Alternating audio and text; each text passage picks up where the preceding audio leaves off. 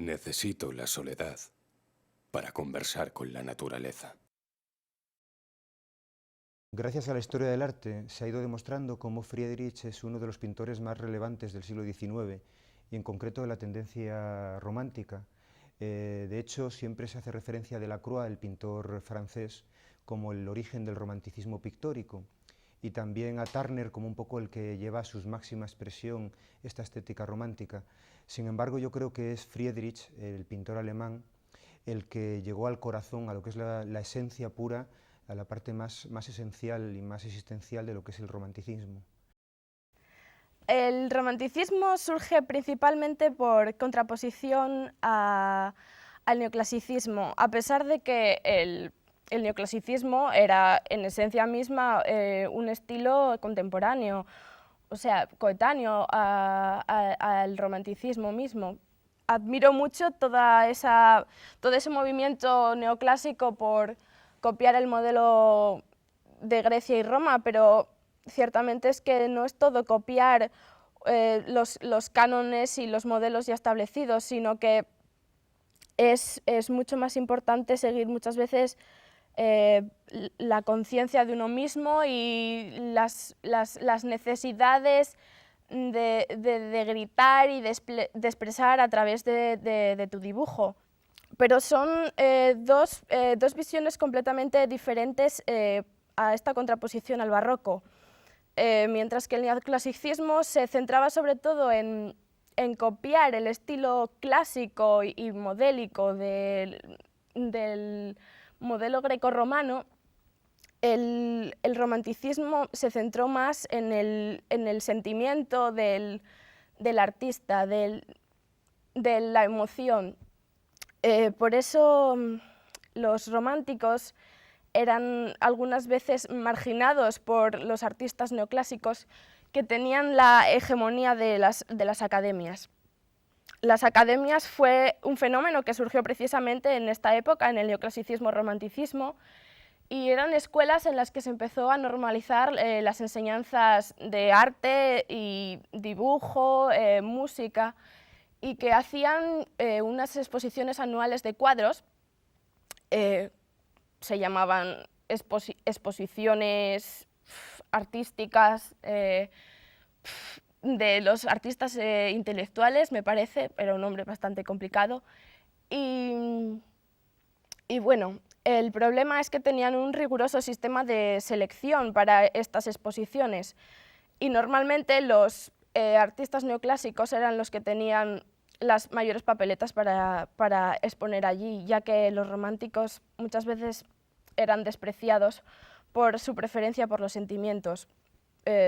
No se entiende muy bien que precisamente artistas que convivían unos con otros tuvieran este tipo de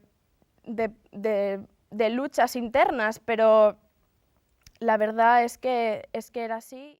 Estamos hablando que Friedrich, por ejemplo, estudió en la Academia de Copenhague. La Academia de Copenhague era una academia muy a la francesa, es decir, el arte llevaba apenas unos 100 años, o mucho menos de 100 años, arreglado como tal, como enseñanza. La existencia del arte ha sido siempre una constante, pero sí es verdad que ha tenido sus momentos, ¿no? Es fácil imaginar el ejemplo del cristianismo, en el cual el arte es el resultado de un trabajo en pos de un simbolismo, del culto o algo para facilitar o representar el poder en esos casos.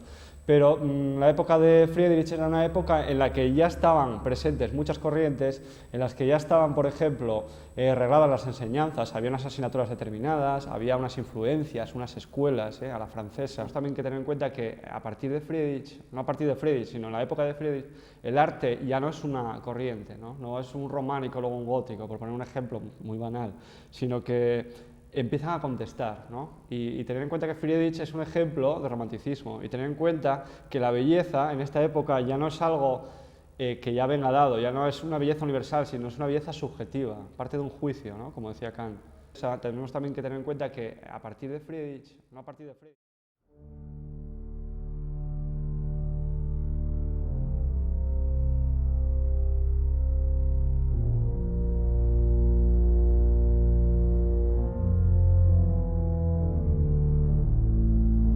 El pintor debería debería pintar no solo lo que se encuentra frente a él, sino también lo que ve en su interior.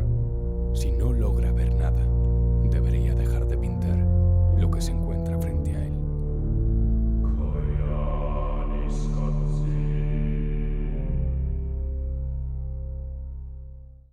La muerte de sus familiares e incluso algunos de sus amigos artistas van a marcar decisivamente su obra. Si hay un concepto que se puede aplicar a la obra de Friedrich, es precisamente el de la actitud contemplativa frente a la obra de arte, porque a través de obras como El viajero ante un mar de nubes, de 1818, esa obra en la que vemos a un personaje en lo alto de un peñasco de espaldas, es decir, un personaje totalmente anónimo, entendemos cómo la actitud de Friedrich, es decir, la actitud del romanticismo literario, pictórico o poético, es la de tomar un posicionamiento pasivo o contemplativo de la naturaleza, ¿no? Y para hablar de la naturaleza tendríamos que hablar del sentimiento romántico y de lo que habíamos hablado antes justo. O sea, la naturaleza empieza a ser algo, empieza a ser un ente que se puede ver de muchas maneras. Partimos de la idea de lo sublime, de los ingleses, ¿no? Donde la naturaleza es algo que produce sensaciones, no nuevas, pero sensaciones que rebasan a la razón, que pueden llegar pues eso, a causar sentimiento en un individuo, casi como el sentimiento religioso. Friedrich parte un poquitín de la idea, tiene antecedentes literarios en Sturm und Drang, que es tormenta y arrebato, no sé la traducción exacta, o sea, la influencia de Schiller y la influencia de Goethe y toda esta gente. La naturaleza para Friedrich no es una naturaleza como el sublime, sino es una naturaleza pausada, no es una naturaleza agresiva como practicaban casi todos o como entiende la naturaleza una persona centroeuropea o una persona del norte. Él coge esa parte, pero le da como una calma, ¿no? Son paisajes o la orilla del mar o montañas, que eran paisajes que de hecho no se practicaban, porque él una referencia que tiene muy clara y que siempre le ha influenciado mucho es Constable, pero Constable tiene una naturaleza muy personal, muy subjetiva, que la pintaba a su manera, pero no es esa naturaleza que esconde todo ese simbolismo, ¿no? Porque el tema que tenía él es que, vale, es una naturaleza que está ahí, está pausada, es una naturaleza terrible, pero el simbolismo que da es una especie de simbolismo placentero, una especie de simbolismo religioso. Para darnos cuenta de ese simbolismo enfrente a una figura humana, si os fijáis, ¿no? En casi todas las etapas de su vida. Y es una figura humana que siempre está de espaldas, quiere equiparar al espectador, no quiere dar datos de quién es, entonces se enfrenta. Y hay una diferencia, hay un sentimiento religioso muy influenciado por su religión, porque él era pietista, de la Iglesia de la Piedad protestante.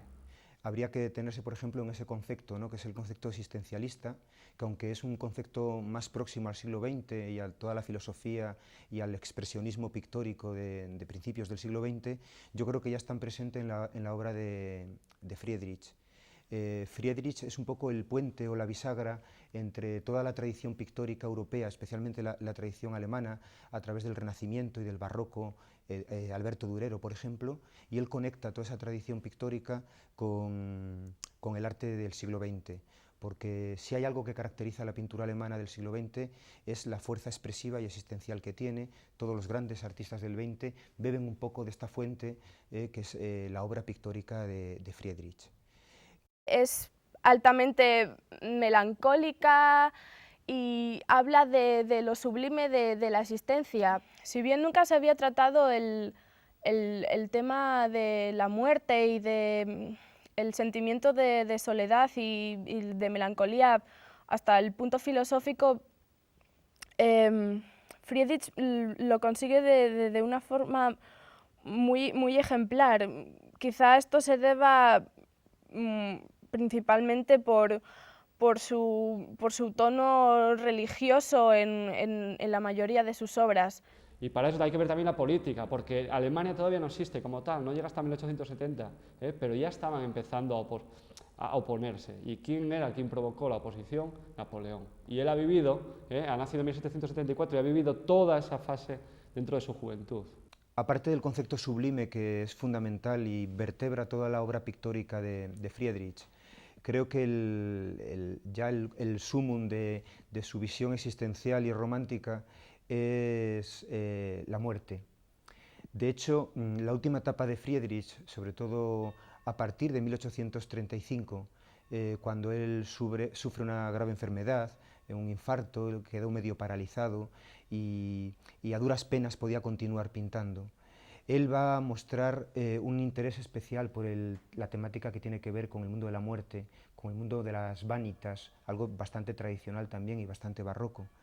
De hecho, cuando Friedrich pinta el hundimiento de la Esperanza o el naufragio, ese barco que está engullendo los hielos fríamente, una naturaleza bruta, dura, silenciosa, gélida, está terminando con la humanidad, está terminando con la esperanza.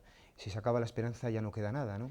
A partir del año 35 y hasta su muerte en el año 1840, su pintura va a ir perdiendo esa fuerza de color, esas luces y esas sombras que tenían sus atardeceres, ese color azul poderoso que iluminaba sus cuadros, y se va a limitar a unas gamas muy controladas, grisallas, es decir, ese juego entre los blancos, los negros, los grises, sepias, y como si la vida se estuviera apagando, lo mismo que el color es vida, y sin ese color se desvanece absolutamente todo, ¿no? Sus sepias, como especialmente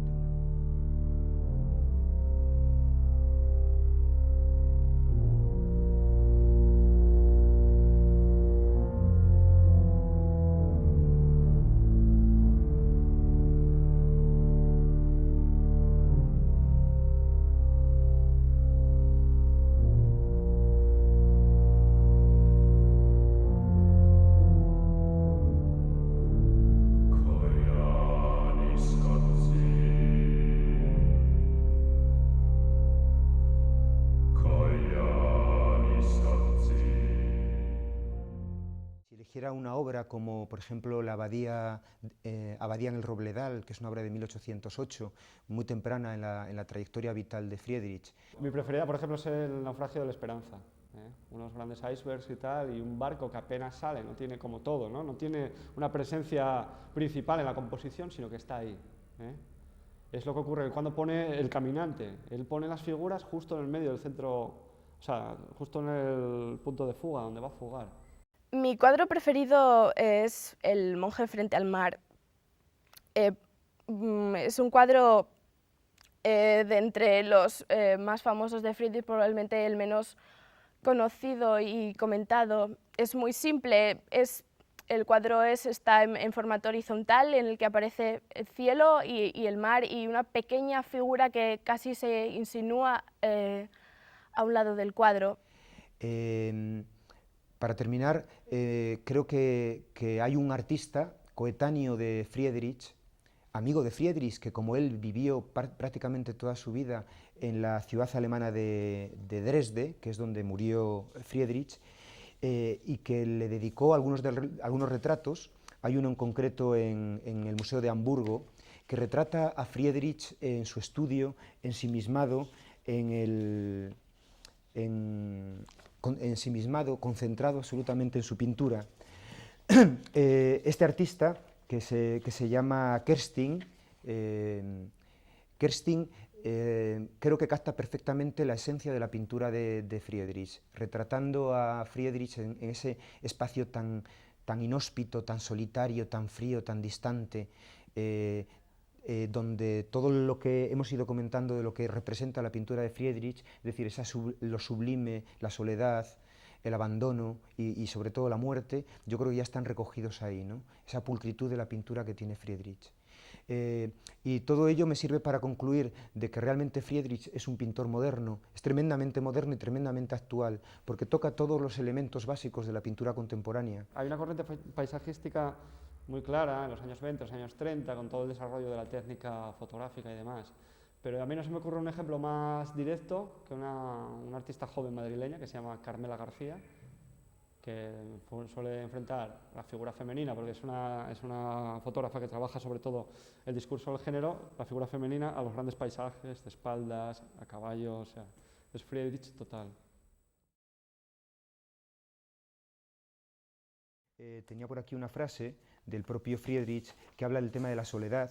Dice que la soledad, feliz o triste en función de la subjetividad del momento, siempre será bella y angustiosa por su hermetismo e introspección. Ese camino tortuoso por el que todo ser pasa alguna vez, y que puede llevar a uno al temido pozo de una vida que nadie ha conocido jamás.